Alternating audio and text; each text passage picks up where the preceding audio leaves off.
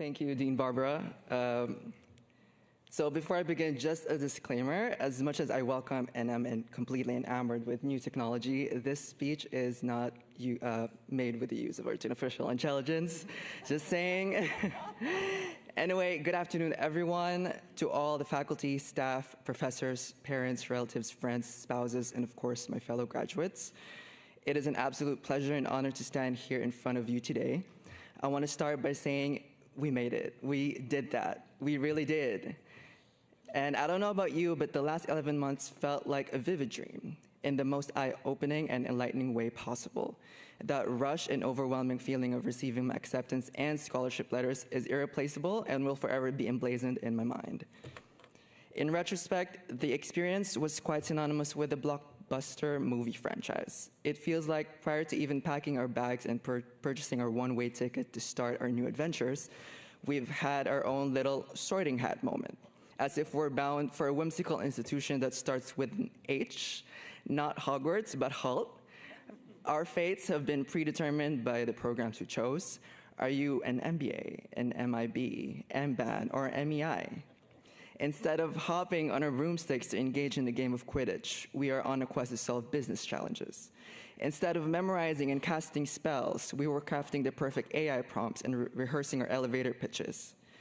Instead of studying defense against the dark arts or transfiguration, we were being molded to become highly skilled and impactful global citizens.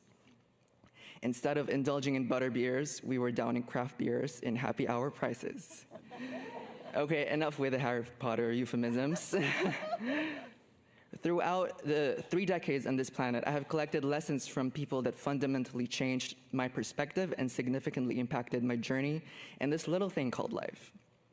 My professors have instilled in me the importance of inquisitiveness. In this ever-changing world that we live in, there is absolutely no room for stagnancy and complacency. Just keep learning. My friends have shown me how to be multifaceted, that you're not restricted to just one role, one trope, or one archetype. You can, in fact, have it all, but not at the same time.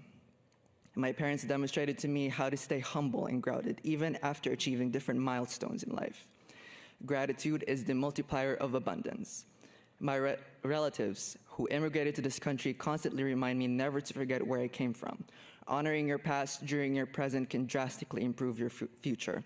And just like, hopefully, the next and first ever Black and South Asian female president of this country said, you exist in the context of all in which you live and what came before you.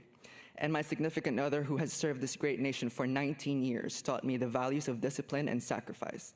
There is no more fulfilling job than to be of service to others.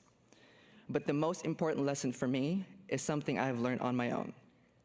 And that is not to succumb to the life you were born into, nor the current situation you are in, knowing very well that you are destined for greatness. If you are unhappy with who you are and where you are at any given point in your life, you owe it to yourself to change that. It is entirely up to you to make the necessary moves to pivot and reroute yourself. The truth is, no matter how distressed of a damsel you are, no knight in shining armor and white horse will come and save you. Nonchalance is not an option. Don't let your inferiority complex and imposter syndrome hold you back. If you want it so bad, you will eventually have it. Maybe not now, but at the right time. When things don't work out for you, it is not necessarily a no, but more like a not yet. You gotta have faith in what can be, unburdened by what has been. So don't give up, trust the process, stay relentless, learn the art of stoicism. Patience is indeed a virtue. And while you're in pursuit of whatever it is that you want to achieve, just know that it won't always feel like a walk in the park.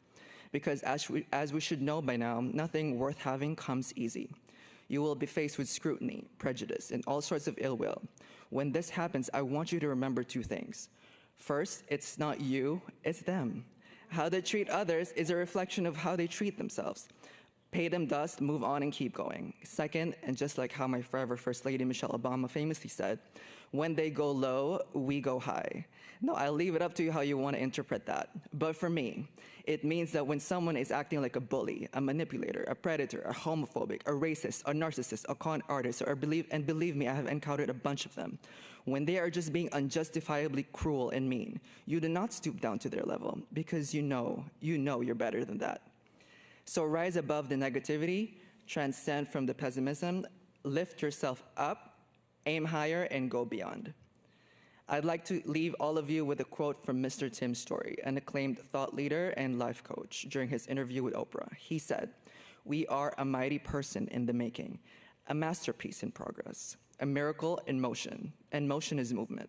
We're not there yet, but we are in motion. At all times, we're going through recovery and discovery." So, my fellow graduates, never stop learning and discovering. Be belligerently curious. Sprinkle kindness, compassion, altruism, and benevolence wherever you go.